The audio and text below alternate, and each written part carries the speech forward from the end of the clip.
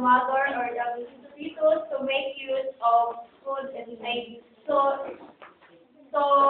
the mother and the pregnant mother is beware of the food intake because there are some foods that can cause destroy inside the womb of the mother. For example, the taking so much of medicines that they are not prescribed by the doctor. So it can cause by mga metabolic disturbances, mga too much soda or alcoholic soft drinks or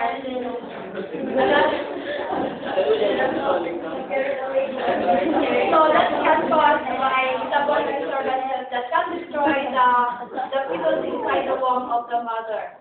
Then another is the drug abuse.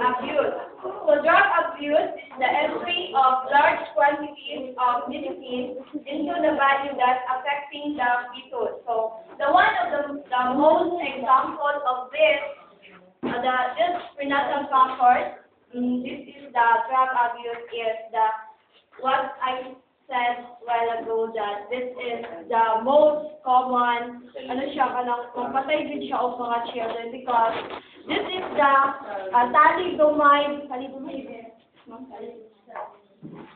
This is the thalidomide.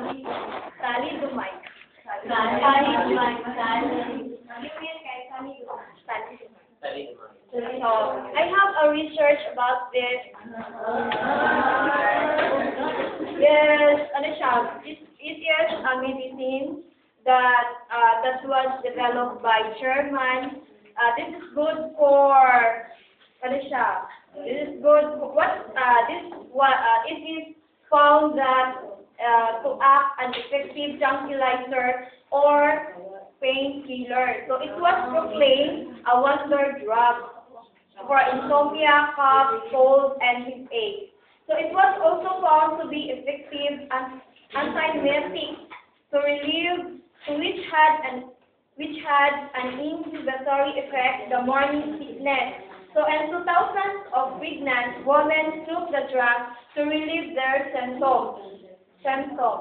At the time of the drug development, it was not thought likely that any drug would pass from the mother across the placental barrier and harm the developing of the fetus. So there are